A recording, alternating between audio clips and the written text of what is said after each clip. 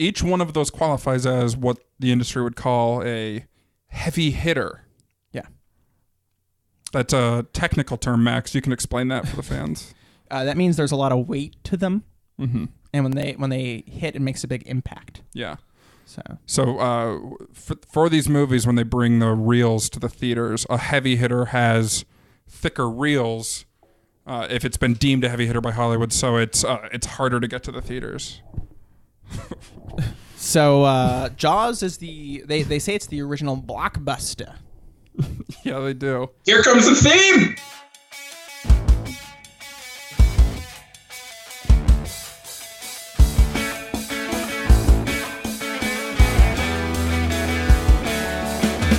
Hello and welcome to the Critical Breakdown, the podcast where we start at the bottom of Rotten Tomatoes and we work our way to the very top.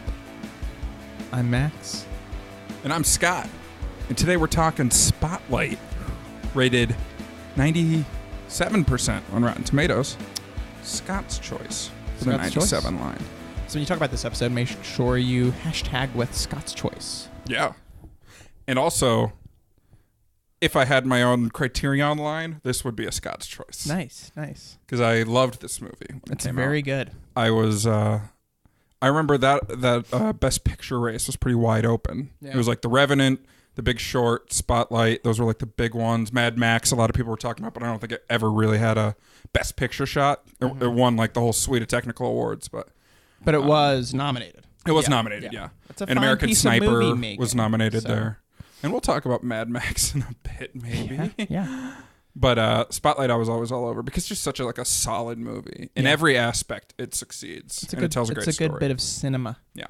But we're going to talk at length about that. Max, what have you been watching? Well, we have continued down the path of the Office rewatch. Ooh. Where are we at? We're now at Jim and Pam being official. Season so much 4. that they have to sign a form about being official. Although my lovely wife Jody's probably moved ahead of me, which I'm fine with.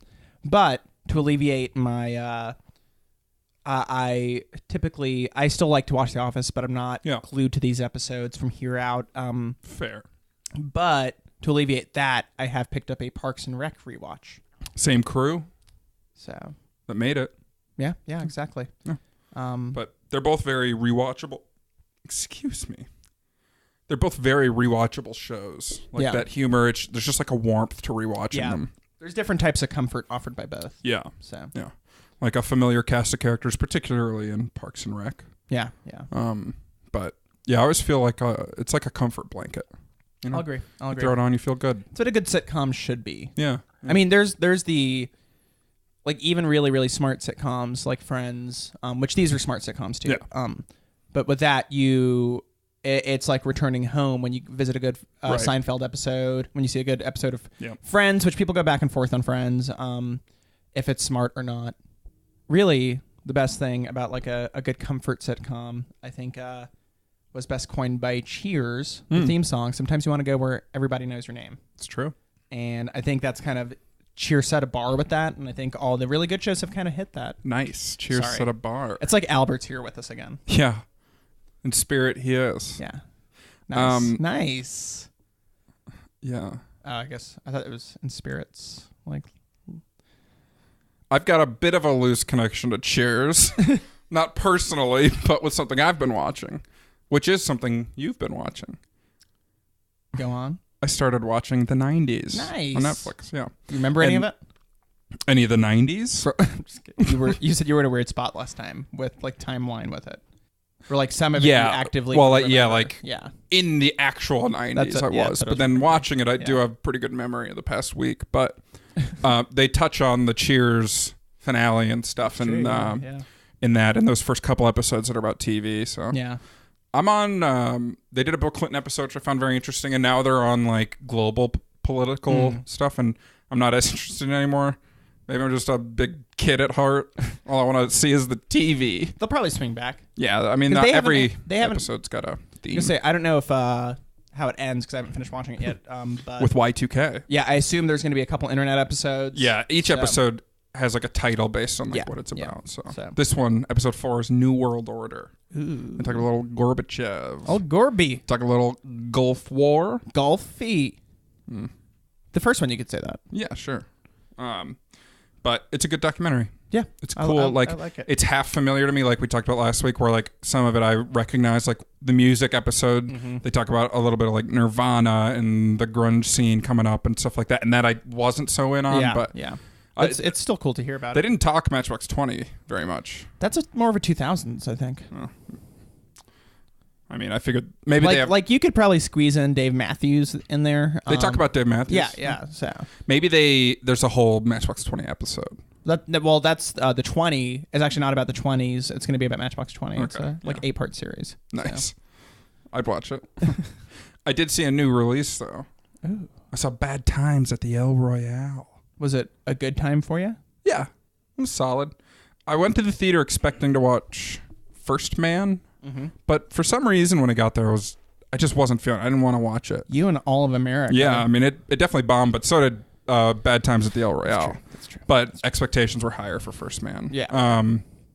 But I had a good time with Bad Times at the El Royale. A good cast of interesting enough characters. There's some issues I have with like the development of all the different plot lines. It was trying to be a lot slicker than the final package ended up being with its editing and storytelling. The biggest thing for me was Lewis Pullman is Bill Pullman's son, and he's in this movie as one of the main characters, and he's excellent. That's cool. I was blown away by him. So Bill Pullman always has been kind of entertaining when he's in stuff. Yeah. So, yeah. Is he in the new Halloween? Is that him? You know, he might be. Yeah. I think he might play that sheriff. Is that him? I'm having trouble recalling off the top of my head. Okay. Well. His name is actually, the character's name is Dat Sheriff. Dat Sheriff, yeah. Because it's the sheriff of the town of Dat. Yeah. I'm the Dat Sheriff. Set in Dat, Texas. We got a few more things to talk about, Max. Do we? Yeah. Like what? Well, each week... since we got to the 90s here, Max and I are picking movies, and then the fans pick a movie as well, each percentage. And we've got your pick after this, but then it's on to the fan vote. So, Max, what are our nominees? Fans. Okay. Fans, listen up, because this is you guys. Yeah. Listen up. Number 1. Sometimes it's inconceivable to pick out some of these wonderful films we have to watch, but I think we're going to start off strong with a little Princess Bride. Nice. I mean, it's a classic, you know? Yeah. Everybody's seen it. It's true. I've seen this one. Yeah. That's good. I've seen it. Agreed. I saw it pretty recently, actually. I can't remember the last time I watched it. I've definitely seen it within the last 3 years, I would say. Okay. I might be outside of 3 years. Yeah. I feel like everybody should have seen The Princess Bride within the last 3 years, wherever you are in life. You should always watch it every 3 years. Good thing for you, it's coming up soon. So yeah. Or it might not be. But you'll probably be watching it we'll see. Because you're at your 3-year limits. Another thing I might watch. Are you going to hint at it for me? How about... Maybe you'll see just a little hint sticking out of the water. Like a dorsal fin. Oh, okay. You're going a different direction for me. I'm going in the direction of the ocean. I'm having a hard time wrapping my jaws around this one. Oh, no, I was talking Good Will Hunting. Oh, okay. Because it's in Boston, like on the coast. Were you trying to play with me just now? Yeah. Okay. I was going to go with hint because earlier you said Good Will Hinting. Oh, okay. Okay. So. Nice. That would have been for you and Boston. me. There's a lot of Boston around here, you know? Yeah, and Jaws was filmed in Massachusetts. And Cheers was set in Massachusetts? And you're from Massachusetts? I'm from Massachusetts. So is Albert. Yeah. If only Albert were here. And they mentioned his hometown in today's movie? Yeah. So there you go. Spotlight. It's all coming together. Number 23. We're getting lost here. Well, anyways, Jaws and Good Will Hunting. And Good Will Hunting, yes. And we've mentioned our 4th one already. Did we? Mad Max Fury Road. So let's go through these. Calm down. Calm down. Don't be so mad. Let's go through these real quick. So we got Mad Max Fury Road. Boom. We got Good Will Hunting. Boom. We got Jaws. Boom. And The Princess Bride. Boom. So fans, you guys get to vote on those and tell us which one we're going to watch and review here on the podcast. Each one of those qualifies as what the industry would call a heavy hitter. Yeah. That's a technical term, Max. You can explain that for the fans. That means there's a lot of weight to them. Mm-hmm. And when they hit, it makes a big impact. Yeah. So for these movies, when they bring the reels to the theaters, a heavy hitter has thicker reels if it's been deemed a heavy hitter by Hollywood, so it's harder to get to the theaters. So Jaws is they say it's the original blockbuster. Yeah, they do. So that's an account for Good Will Hunting. I mean, basically made Damon Benny and Affleck's like and household Maddie. names. Yeah. And how about that Robin Williams? Yeah, I know, right? Unforgettable. What was the last time we got Robin and Hook? No, Mrs. Doubtfire. Mrs. Doubtfire, yeah. Of course. The Princess Bride is like a household name. It's a heavy hitter. Yeah. And then you got Mad Max Fury Road, which is the newest on this list, but definitely, I mean, it came out with a bang. A modern heavy hitter. It had mileage to it. Ooh. Nice. This is with Mel Gibson, right? No. This is with Tom Hardy. I thought we said no sequels. Yeah, this is like we've broken that. A pre-bootable. When we're in good movies, that rule doesn't. Let's just go ahead and say we watched Creed. That rule's done. Yeah. We're in good territory. You know what? The Two Towers. Yeah. I'm adding it. Yeah. Next, we're just doing Lord of the Rings. Here out. Yeah. Bye. That'd be a good podcast idea. Which, speaking of, excuse me. It's time for the 90. That's our little teaser. Yeah, that's that little stinger we have for the segment. All right, so I have a stopwatch up, and what's happening here is since we're reaching the end of our Rotten Tomatoes countdown here. It's funny that you use the word reaching ahead of my podcast idea. Since we're reaching, we're pitching each week new formats for the show to take. Yeah. What are we going to do once we hit 100? What are the podcast boys going to do? Is it like Y2K where the clock just resets, or is there something else happening? Boom. We'll see. We'll see. And here's one idea for you to stick up your pipe. Start now. Let me pose a question. What do you give everyone in your life that you love? You give them gifts. You give them gifts sometimes. But even if you give them a gift or not, you give them a card, a greeting card. What's more ubiquitous than a greeting card? When you're born, your family is given greeting cards congratulating them on you. And then for the rest of your life, at least once a year, you're getting a greeting card. And I know it sounds like I'm stretching the time. I have a full 90 seconds and I plan on using all of it for important content. Speaking of important content, that's what we're going to make on our new podcast called Greetings from the Spicy Boys. That's right. Your two favorite spicy boys, Max and Scott, are going to write greeting cards on the air. You're going to hear the whole creative process as we go from that front card with the art and the line there, and then the punchline on the inside and a tender message. That's the key to every good greeting card. Maybe we're even going to start our own greeting card company. We might do a farm-to-table greeting card on you. But no, the key that we're doing is we're coming up with those little stingers. Graduation time comes, we're going to give you a month of graduation cards.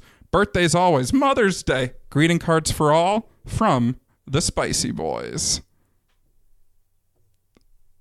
A critical breakdown podcast. All right. I thought you put the hand up at like 3 seconds. That's all I was going to go. I wrapped it. Yeah, so it's all good. But yeah, that's our new podcast, Max. Well, that's an idea for the new podcast. Well, I have a good feeling about this one. Well, I have to say, This American Fife. Yeah. It sounds more interesting to me now. No, I'm just kidding. No, greeting cards. Why greeting cards? Hey, Scott. Why a greeting card? They're ubiquitous. Didn't you hear the whole editorializing that I did? What does ubiquitous mean? Everybody knows and has them. Okay. But why should you have greeting cards in this room? Why should we? And that I thought of it before I was up here. Why should we make our own greeting cards? Now, right now, you go to the store, you barely think about your greeting card, for something that's so important, for something that's going to represent the way you think about that special someone in your life. You should be giving it more thought. We should be giving it more thought so that they, the listener, doesn't have to. And you know what, Max? You know what, Max? It wouldn't hurt to make a little dough on this bad boy. Maybe we're gonna start selling these puppies. All right. But here's my question. Maybe we start to recoup our investment. Let's say this. Yeah. Let's say James listens to our show, right? Yeah. James is like, oh man, that's a good greeting card. Let me order one of these from spicyboysgreetingcards.com. sbgc.c. He gets it and he gives it to his fiance. Yeah. And she, unknown to him, also listens. Yeah. But then she realizes this greeting card isn't really coming from him. It's coming from us. Yeah, but if you give someone a Hallmark greeting card, they don't think millions of other people have been getting this card. You know what was James's fiance's name? I never said. Becky. Sure. Becky will be happy that James got her an sbgc.c card because it's something special to them. They're probably listening together. But what if they're not? It's part of their relationship. What if they're not? Even better. They're fiancéed or engaged, as people call it. I like fiancéed. I have another proposal. Is this a different It's not related podcast? to the 50. I think we should start calling fiancés like I've heard you pitch this. When you're in a relationship, you're boyfriend and girlfriend. When you're married, you're husband and wife. But when you're engaged, you're just fiancé and fiancé. Well, they're spelled different. Stop it. The male should be called the fianceau. Why do we got to gender it? I just think it's fun. What if it's two dudes? Double fianceau, baby. What if they're genderqueer? just fiance. Wait, you know what if they're genderqueer, Max? There's a Spicy Boys greeting card for that. Nice. Congratulations, you're genderqueer. Boom, $5 right there. At least $5.99. Yeah. I'm just saying, it's a good idea.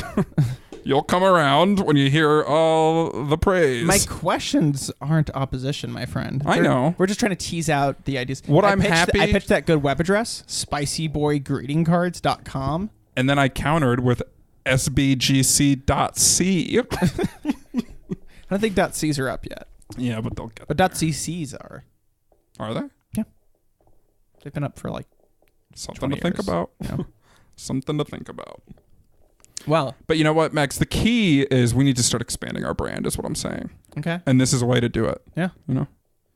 So that's definitely something for our audience to think about in our Piper. Yep. Our podcast idea power rankings. Yep. Which check that out on criticalbreakdown.com. Yeah. I will say, I think Farm to Table Toast is still running pretty hot. Is it? But This American Fife had a lot of interest. Yeah. Although I will say one of the people at this desk was very interested in crowdsourced love. So I'll take that as like a good uplifting for that. So I'd say that's our top 3 at the moment. Are you talking about me? Yeah, you were very intrigued by that idea. I felt specifically targeted by. No. I mean, you're one of the hosts of it. So. Yeah, but I also want to be one of the That's what I'm saying. Daters. That makes you interesting, which gives the idea. It makes interest. me interesting, and it makes me interested. That's what I'm saying. It had interest from at least one person at this table. Right? I hope too. Well, I had interest in hosting, but you had like multiple interests. Yeah, my point. Yeah. So there's a TV show called Love, what's it called? Love It. It's a reality show. It's like Love at First Bite. No, it's like people meet each other for the first time at their wedding. So it's like a arranged marriage thing? Basically, but it's like reality TV. But they're casting in Charlotte now. Oh, their next season's going to be Charlotte. I'm thinking about signing up. I don't know if you ever... It's like Love at... I forget what it's called. Are you in an arranged marriage? No, but like they cast you to your wife. And then for like 8 weeks, they follow you and see if you make it. Oh, do you actually get married? Yeah. That's weird, man. Yeah, it's a very crappy show. Yeah, you should be on this shit, dude. Yeah, that's what I'm saying. Dude, you actually should be on this. Yeah. My next week's the 90 is going to be us getting you on this show. Yeah. I'm nervous now. What if she doesn't like me? Well, you got 8 weeks to convince her. Beauty on the Beast. Beauty on the Beast. On that beast.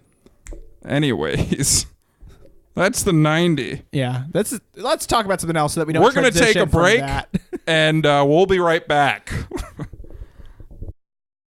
Should old acquaintance be forgot in days All right, Max. All right, Scott. We're back, and let's shine the light on today's movie. Let's take off our comedian hats and put on our journalist hats. That was the sound of me taking my comedian hat on. Putting my journalist hat on has no sound effects because this isn't a gag. There you go. Max, what's the plot synopsis for Spotlight?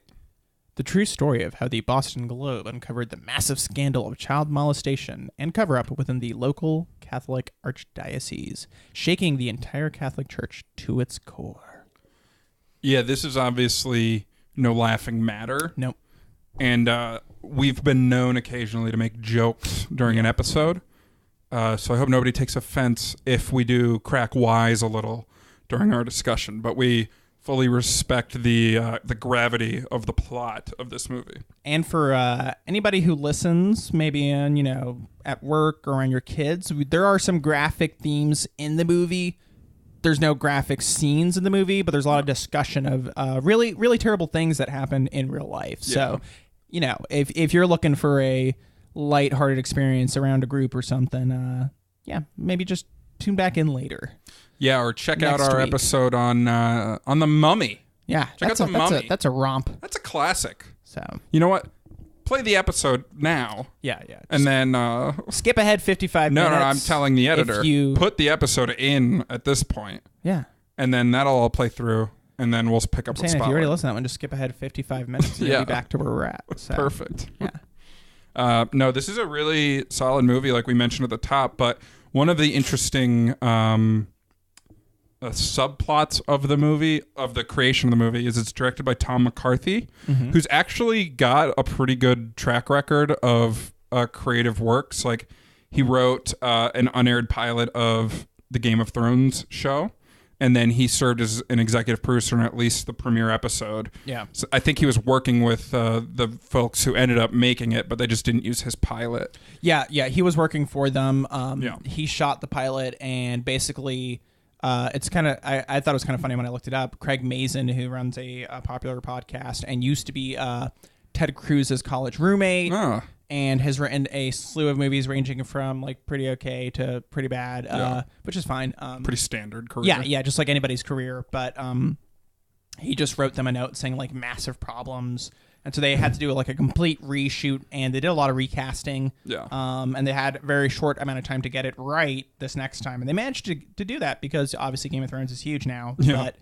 But no, so it's pretty interesting to see that this guy can have kind of a strikeout like that, and obviously his exec producer credit comes from making an entire episode and them redoing it, so he still gets some credit for some stuff. So he put in some work. He put in a lot of work on it, but.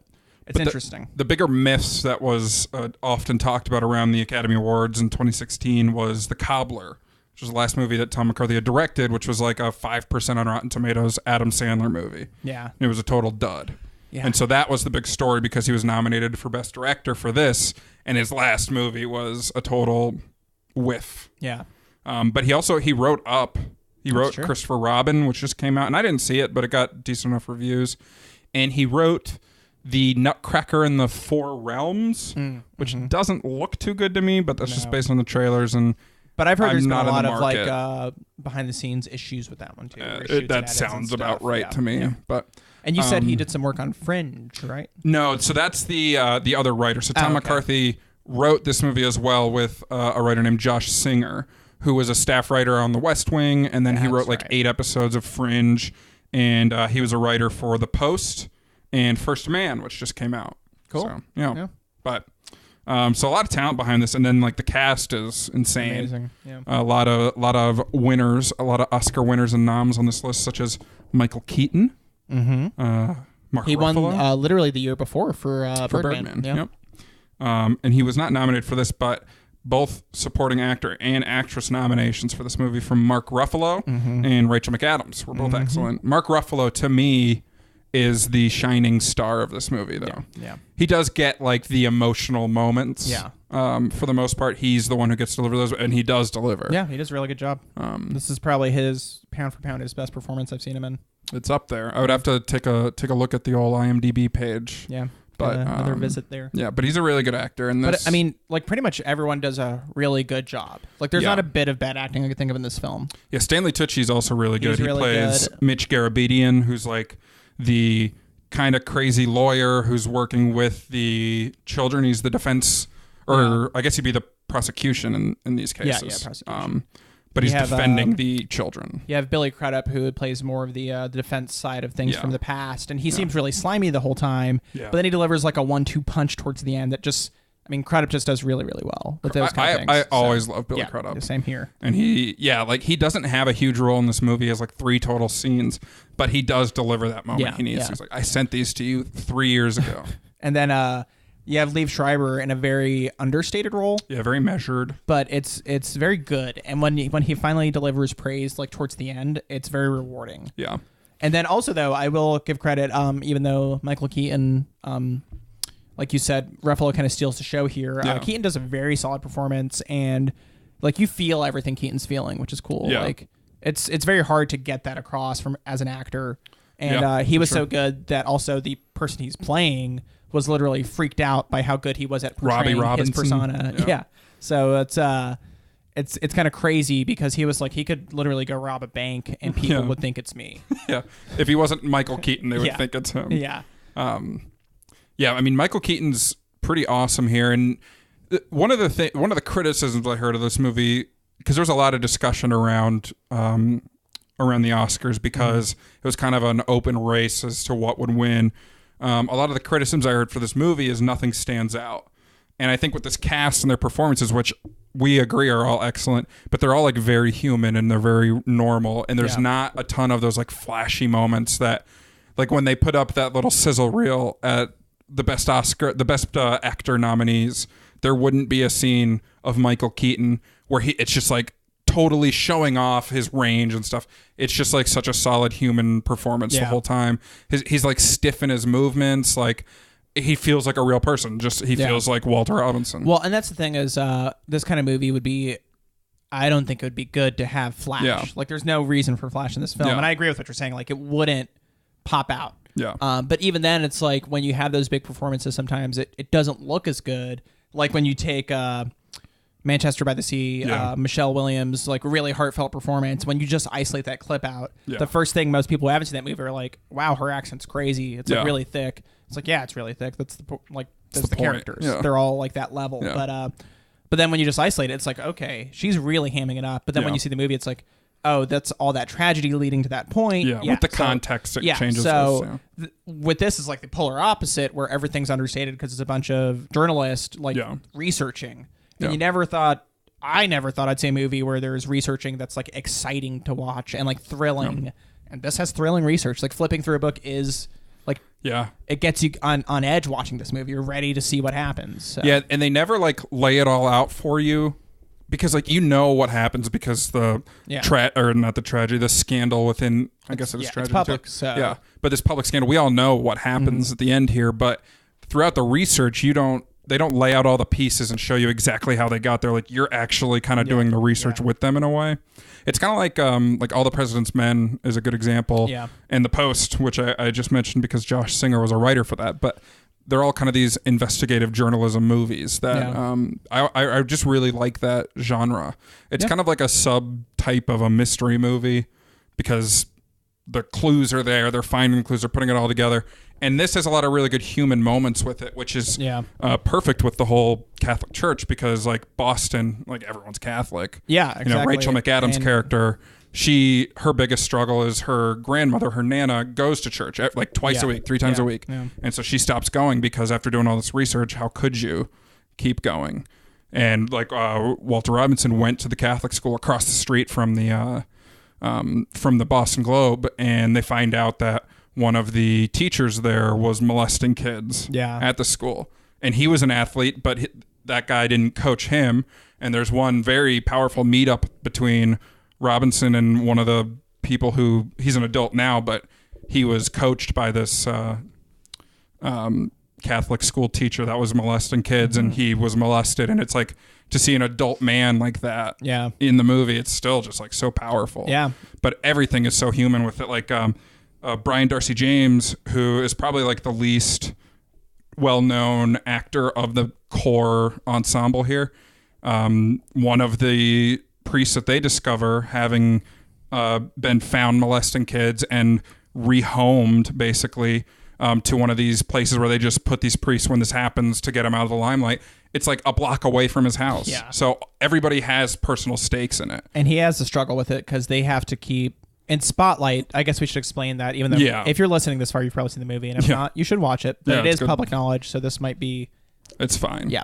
Anyway, the Spotlight team, they do long form investigative journalism over a long amount of time. Yeah. And years sometimes. Yeah. So they'll take a story on, and they have pretty much carte blanche to just do what they need to get all the info, figure everything out, vet it, and then boom, publish it. And they're like an institution for the globe, basically. In Boston, yeah. And so one thing I think is super important with that is there's this debate now, over the relevancy of like newspapers and stuff. But I always tell people, for me personally, if you want to hear real news stories, like if you want to understand what's actually happening, seek out newspapers still. There's paid subscriptions, stuff like that. And this is why, because a lot of the institutions that are still around, which it's consolidated. I mean, that's true. There's no denying that. But they still have the time, manpower, and money to a degree, the big ones that are still around, to do long form investigation. And it's not a 24-hour news cycle where you're trying to get hits, trying to get things like that. Since they're subscriber based, you can afford to do things like this. And that's pretty important. And I think with in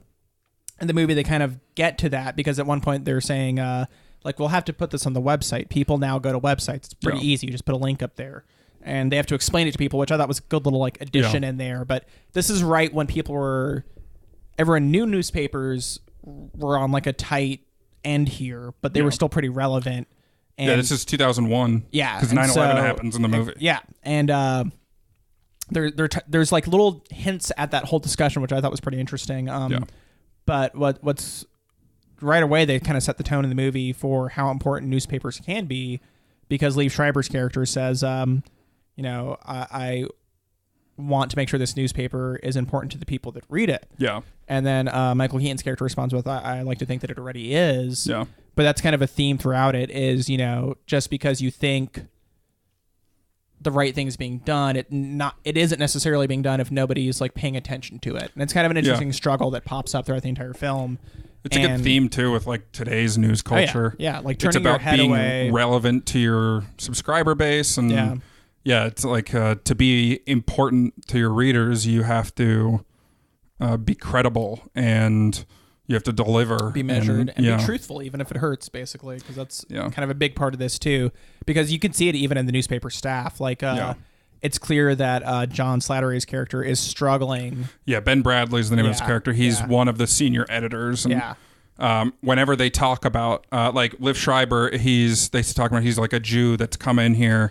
He used to work in Miami, and he used to work for the Times and stuff. So he's an outsider. Yeah. And the first thing he does is he mentions the story about, I forget the exact details, but there was some case about the church molesting a kid that was just buried in like page 9 of the newspaper or something. Yeah. He's like, did we do a follow-up? And they're like, no, we didn't do a follow-up. He's like, well, I'd like to sue the church for those records. And everyone's like, what? Yeah. Like, this guy's going to come in and sue the Catholic Church? Yeah. But that's kind of what gets the ball rolling on it. And there's little moments like that throughout the whole thing where you could see the different people throughout the newspaper. At first, it's the Spotlight team's like pretty open to it. They're like, I mean, sure, we've never really gotten anywhere with those kind of stories, but we'll try. Yeah. And because they're just thinking like, let's save our jobs. Yeah. So it's an interesting dilemma to see them go from, hey, we're just making sure that the new editor doesn't cut us, to the boss wants us to investigate this. We'll investigate it. To like, this is the most important thing we've ever done in our entire lives. This is a real story. Yeah. And then it's also interesting, the big reveal towards the end is that Michael Keaton's character knew this information, forgot it, and had buried it when he first discovered it because the editors, everyone was just like, whatever, it's the Catholic Church. Well, it's not that so much. It's not even that it's like whatever. It's that he just.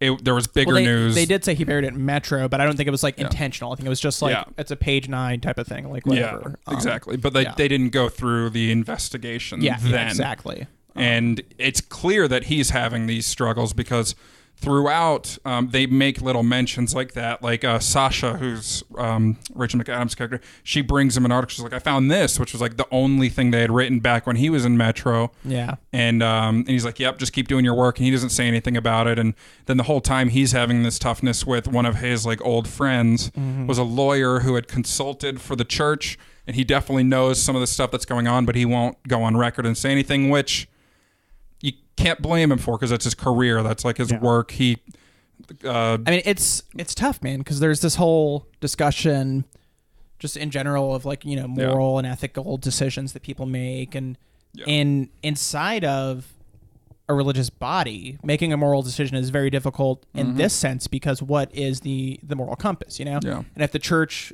if they do have influence over an area, then they kind of discuss what the morals are there. Yeah. So in their minds, like I'm not saying this is acceptable, but I'm saying if the moral body is saying this is the right thing to do to rehabilitate these priests, the common person is going to be like, yeah, that makes sense. Yeah, they're the authority to accept it. Yeah, exactly. But then when you look at how big of the issue it was when there's 87 priests who were doing it, then it becomes pretty clear that isn't the right answer. It was institutional. Yeah, so it's almost like if each person has blinders on and is looking down, nobody's going to know what's happening, but that's what Spotlight is there for, obviously, to kind of shine the light on it.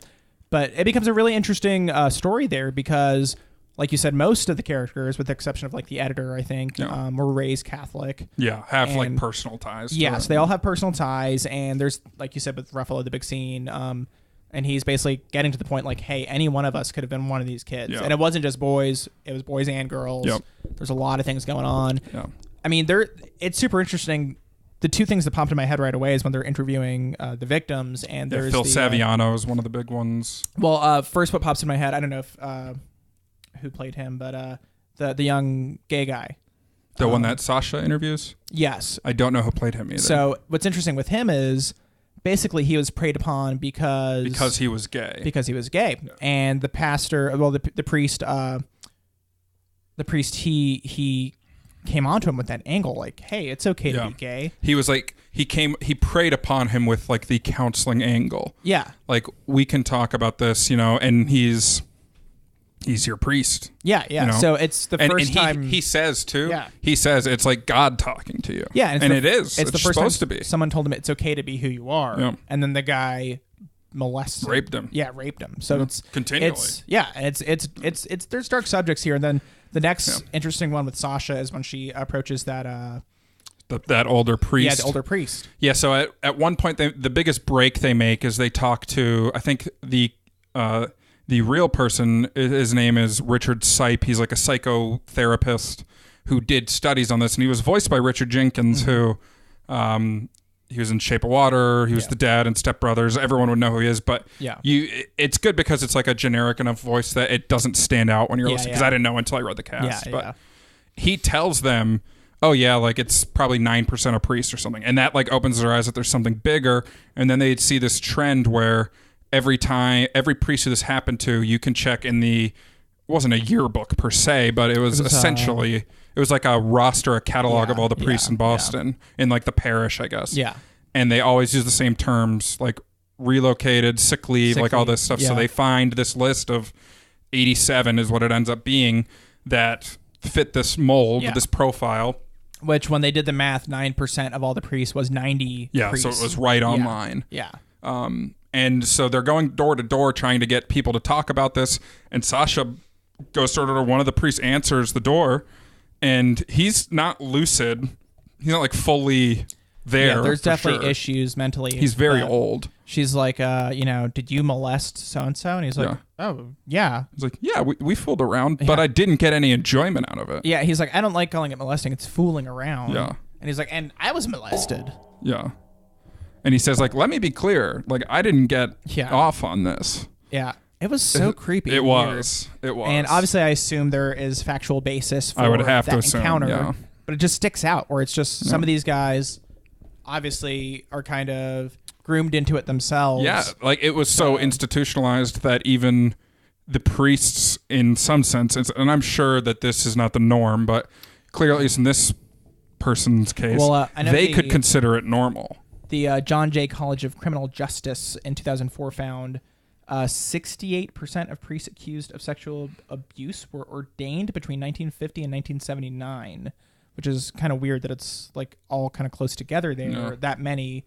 But then before 1950, that was about 21.3%. And then after 1979, it was about 10.7% of the allegations, is what I'm saying. Yeah. So, I mean, there's definitely some kind of concentration. And I don't know if that's a swell from, the first set doing it. I need to stop hitting my mic arm. Yeah. I don't know if it's like a swell that built up from people doing it and then it proliferating like from there effect. Or something. Yeah. It's sad to think that, but I don't know. I mean, that's the thing is there's so much, and then that doesn't even account for allegations that were never made. Yeah. Because people were influenced out of it and stuff like sure. that. So there's a lot of questions around it, and I mean, these are things that should be discussed and explored. And it's just kind of like how in the movie industry now, it's always been talked about the casting couch, the horrors that happen behind the scenes. The Harvey Weinstein methods. The Coreys have been, Corey Feldman goes on record about it all the time now. Yeah. It's just it's these predatory. institutions. Exactly. Yeah. Predatory institutions should not, I mean, this day and age, we shouldn't just be okay with them. Yeah. And I think that's one of the most powerful things about this movie is like you can't be okay with us watching it. Like and even the Catholic Church said that this film was important. Yeah. There's individuals who aren't happy with it, obviously, but as an institution, it was like these things need to be exposed. Now, I'm not saying they're all forgiven for it now, but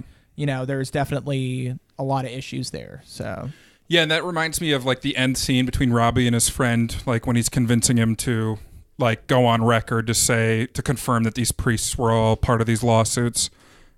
One of the things he says to Robbie is like, well, where were you? Like you're just as guilty in this because it's been happening all around you. Yeah. And it's like, it takes a village to, I don't know. I mean, you gotta, it does it takes a village to either hide it or to expose it. It's both. It's both. Yeah. Yeah. So it's pretty clear in this film. And it's funny is thinking about like, we've watched a decent amount of movies set in the Boston area. That's a very like common place setting for films. Yeah. With think of half the Wahlberg films we watched. The Departed, The Fighter. Yeah, and we also watched Gone Baby Gone. Gone Baby Gone. Yeah. That wasn't a countdown movie, but we it was on our challenge, so we did watch it. But Argo was recently, or not Argo.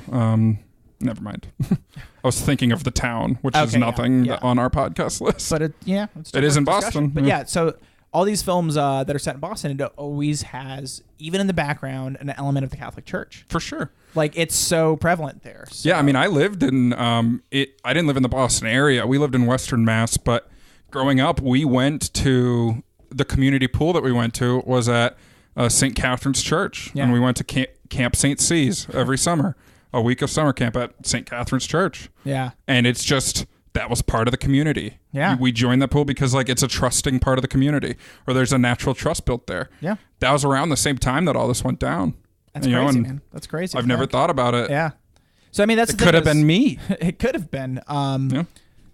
Like we weren't Catholic, we were Lutheran, and growing up, and like we went to the church, but we didn't go to the Catholic church. And my mom was raised; she went to Catholic school. Yeah, she was raised Catholic in Massachusetts. So it's hard to picture because even down south, the Bible Belt and everything where we live, there's a lot of church is like a big thing, but not one denomination like that. No. The Catholic Church, especially historically, not so much recently as as time goes on, people are less and less religious, at least young people are. But in the past, the Catholic Church is a huge body. Yeah. And it's hard to think about now, but the difference between the Catholic Church in Boston or any level of religion or church in the South where we are, it's a marked difference. It's pretty crazy. Yeah. But yeah, you can just look at every movie or TV that we watch that's set there. Yeah. And there will be a scene in a church, or they'll talk to a priest. Like those are characters that's just part of Boston. Yeah, it's part of it. It's the lifestyle. Yeah. And so it's interesting because, like you said, down here in the South, it's a different vibe. It's a more well-to-do type of church in movies usually. Like when you show a Southern movie that involves a church, it's either a dirt poor church or it is like a hoity-toity Southern Baptist, like people wearing bonnets and fancy dresses and stuff. Yeah. So it's a different vibe altogether. So, I mean, there definitely is a lot of interesting takes on religion in film and just like authority figures like that in film and stuff. So like you said, most movies in that area, they go to a priest. That's because you need like clarity. You need to be set on the right path. Yeah. And this movie obviously is saying, not that that's, not the right choice, but that some of these people they need to be set on the right path themselves. The person we turn to for guidance, if they're turning a blind eye to the horrors of the world, it's tough, man. Yeah. And the characters, that's the big thing, is you see them struggling with it. Yeah. And just watching it myself, I struggle with it even though I'm not a Catholic and I'm not really religious myself. You can still relate to that kind of crisis of character. It just makes you wonder what you've turned your head against, what you've turned away from. So that's the thing. People always say inaction is action because you're choosing not to do something. Yeah. So this movie pretty much takes a really strong stance against that. Yeah. And it's super interesting, man. I'm going to be honest. I got to the end of this movie, and when they just listed every single city, so powerful. I just started fucking crying. I just couldn't help it. It's like hundreds of cities, and that was just the U.S. Yeah, that they were showing. I think they might hit I think it goes global at the end of the list. Like there's a big variety there. Yeah. So and it's like a gut punch to see. Yeah, because you're just thinking like. It's not just Boston. Yeah. It's the whole world yourself. Yeah. But when they list out how many cities it they have real. Cases at. Yeah. And there's cities that you've been to and maybe lived in there, and it's wild. The nice thing about the movie is outside of a few conversations, it's not overly graphic. Yeah. Like it's tough subject material for sure, but it's definitely watchable. Like if you're squeamish, you don't have to avoid this. Yeah. The one thing that confused me the first time I saw this movie, and it's even cleared up in the movie, but they mentioned cardinal law quite a bit. I thought cardinal law was like a concept. Yeah, it was like a body, like the legal side of the Catholic Church. But cardinal law is a person that works in the archdiocese in the Boston area. So, but by the time they actually meet with the person who is cardinal law, that clarifies. Which is pretty early on. But yeah, so they do meet cardinal law face to face, relatively early, so it does clear up, like you said. But I could see how that sounds different because they even like suing the church as part of it, and they're like, "Oh, we'll meet with cardinal law," and it's like, "Okay, that could be a body. Who are the guys? In cardinal law, but it's just cardinal law." Yeah, and there are some like the church when they're meeting, they're saying things like they're trying to leverage that they're an institution because they'll say things like, Robbie, we just want to make sure we're on the same page. Yeah. And Robbie's like, we're not on the same page. Yeah. Yeah. He's like, do you have any comment on the story? And it's interesting. There's some good boiling points. It's just a really good movie. Yeah. It is admittedly a little tough to talk about. Yeah. I mean, it's not like we're going to talk about the cinematography. It was good. It was standard. That's the thing. Everything is solid. The music. And that's the thing.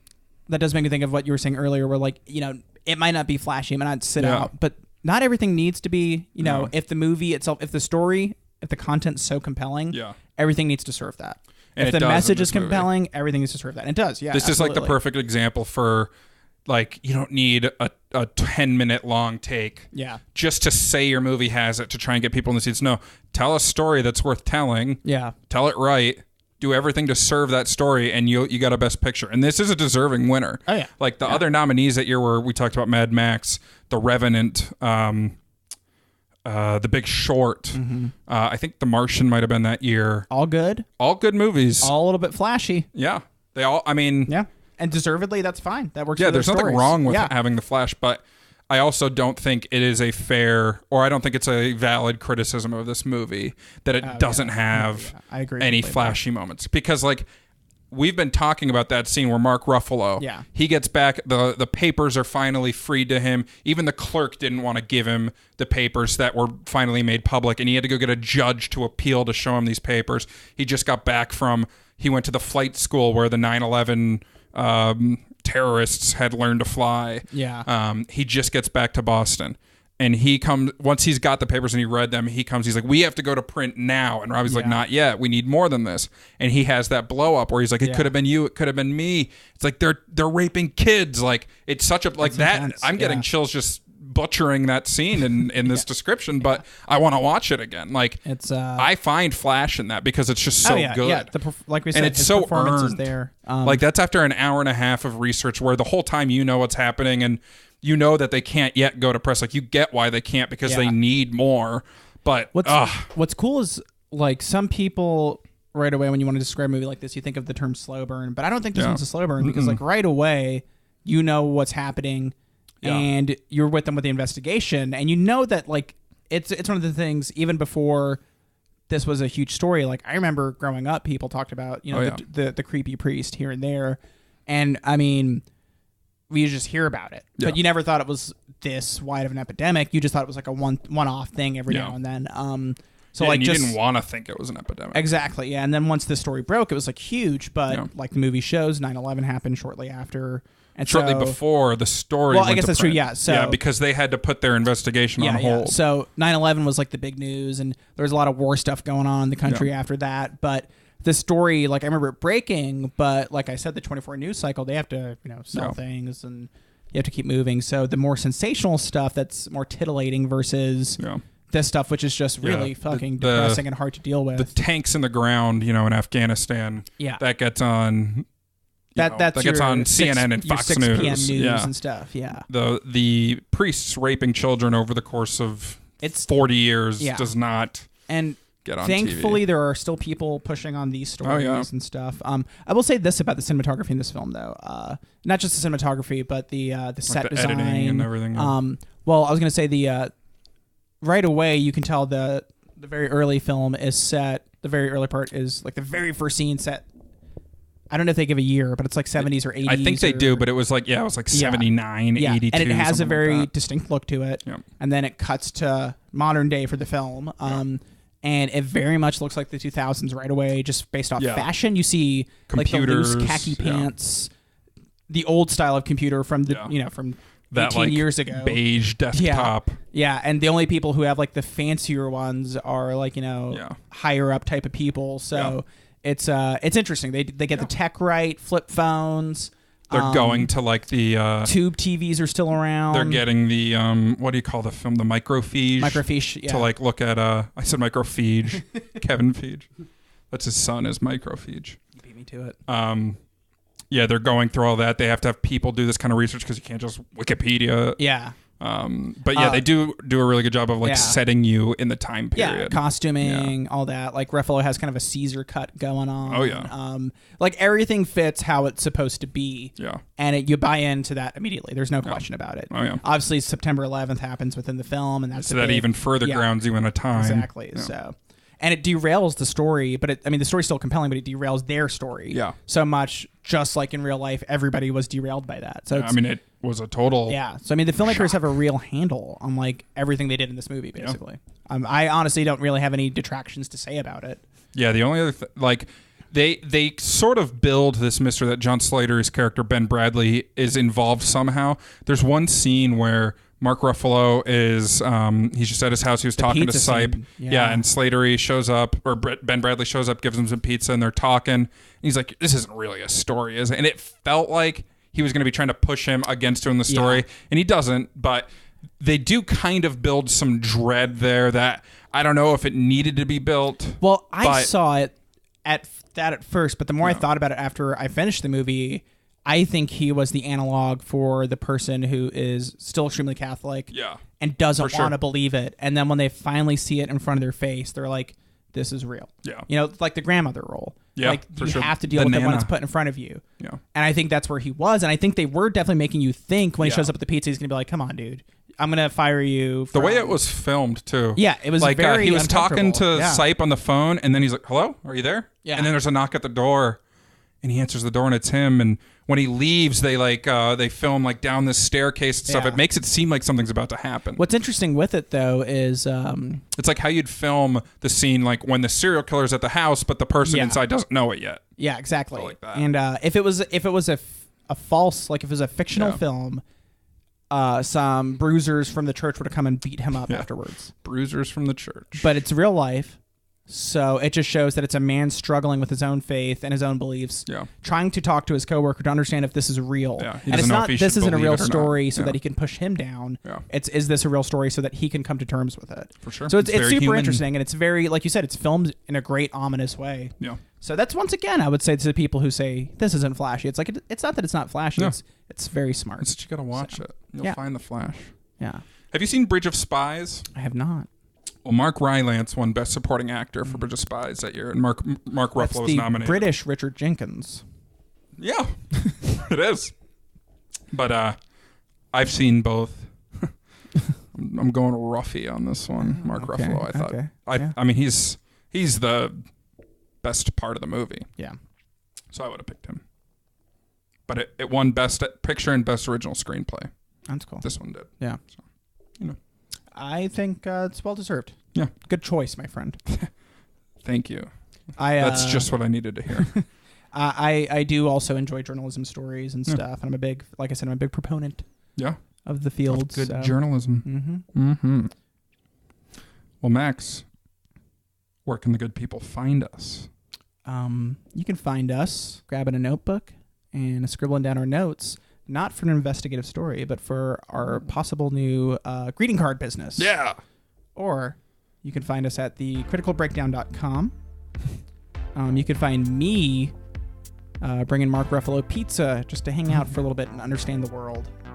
Or you can find me on Twitter at MaxRareFilm. I forgot to mention TCB. We're on Twitter, we're on Instagram, we're on Facebook. Yeah. Find us everywhere. Scott, where can the good people find you? They can find me playing golf with Robbie Robinson. Or they can find me on Instagram and Twitter at breakdown_Scott. Ooh. Or even on Letterboxd at Stenon2. Stenon2. Yeah. Remember to vote in our poll? Yes. At thecriticalbreakdown.com/vote. Where that's where the poll's going to be. That's where the poll's going to be. And we're excited to hear what you want to watch. And you know what? Jason Brown did our music. That's what. Josh Rivera did our artwork. That too. And Wally is our cardinal law. Like, yeah. We're the podcast boys. Altar boys. I'm cutting that part out. Yeah. Cutting that part out. Next week on the Critical Breakdown, we're watching Ghostbusters. Rated 97% on Rotten Tomatoes. Give us a call. Give us a call. That was really good. I thought you were going to go, next week, there's something strange in our neighborhood. That probably looks better. And it don't look good. Should have done that. Who you going to call? The Critical Breakdown.